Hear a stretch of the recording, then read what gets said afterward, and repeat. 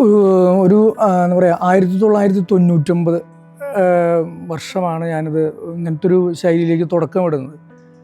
ഒരു തെലുങ്ക് സിനിമ കാണാനും സാഹചര്യമായി. അപ്പോൾ ആ സിനിമ കണ്ട് എനിക്കിങ്ങനെ എഴുതാനുള്ളൊരു ഇൻട്രസ്റ്റ് ഉള്ളതുകൊണ്ട് ഞാൻ എന്തെങ്കിലും എഴുതാമെന്ന് വിചാരിച്ച് കുറച്ച് പേപ്പറുകൾ എടുത്തതാണ്. പേപ്പറുകളുടെ ബാക്ക്ഗ്രൗണ്ട് എന്ന് പറഞ്ഞാൽ ഞാൻ ഫിലോസഫി ചെയ്ത കോളേജിൻ്റെ ലൈബ്രറി കമ്പ്യൂട്ടറൈസ് ചെയ്ത് കഴിഞ്ഞപ്പോൾ അതിൻ്റെ ലൈബ്രറി കാർഡ് കത്തിക്കാനിട്ടിട്ടുണ്ടായിരുന്നതാണ്. അപ്പോൾ ആ കാർഡ് ഞാൻ എടുത്തുകൊണ്ടെന്ന് അത് എഴുതാനായിട്ട് തുടങ്ങി.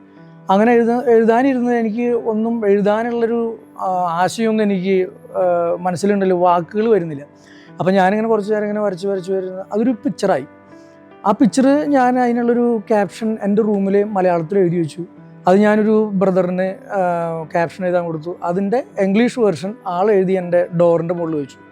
അപ്പോൾ എനിക്കൊരു ഐഡിയ കിട്ടി. അതായത് എനിക്ക് ഈ പിക്ചറിലൂടെ കാര്യങ്ങൾ കമ്മ്യൂണിക്കേറ്റ് ചെയ്യാം എന്നുള്ളൊരു ചിന്ത വന്നു. അങ്ങനെ പിന്നെ ഞാനൊരു സ്ഥിരം പരിപാടിയായി. അതിങ്ങനെ ആ പേപ്പറുകൾ പോസ്റ്റ് കാർഡ് ടൈപ്പാണ്, അതിൽ നിന്ന് വരച്ചുകൊണ്ടേയിരുന്നു. ഇപ്പോൾ ഒരു 25 വർഷത്തിനും മേലെയായി ഇങ്ങനെ വരച്ചു തുടങ്ങിയിട്ട്.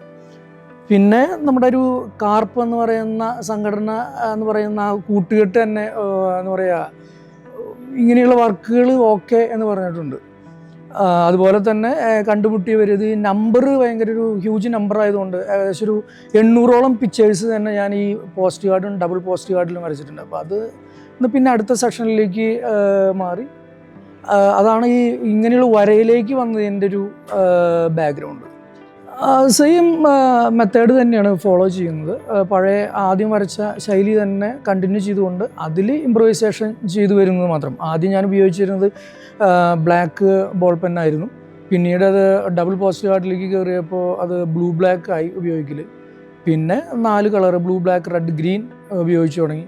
പിന്നെ ഇങ്ങനെ ഈ വരയ്ക്കുന്നത് കണ്ട് പലരും എനിക്ക് പല കളറിലുള്ള പെന്നുകൾ, പ്രത്യേകിച്ച് ഫോറിനിൽ നിന്നൊക്കെ വരുന്നവർ തരാൻ തുടങ്ങി കഴിഞ്ഞപ്പോൾ അത് അത്ര അവൈലബിൾ അല്ലാത്തതുകൊണ്ട് മിനിമം സ്ഥലത്തൊക്കെ അത് മാക്സിമം യൂട്ടിലൈസേഷനായിട്ട് ചെയ്യുന്നുണ്ട്.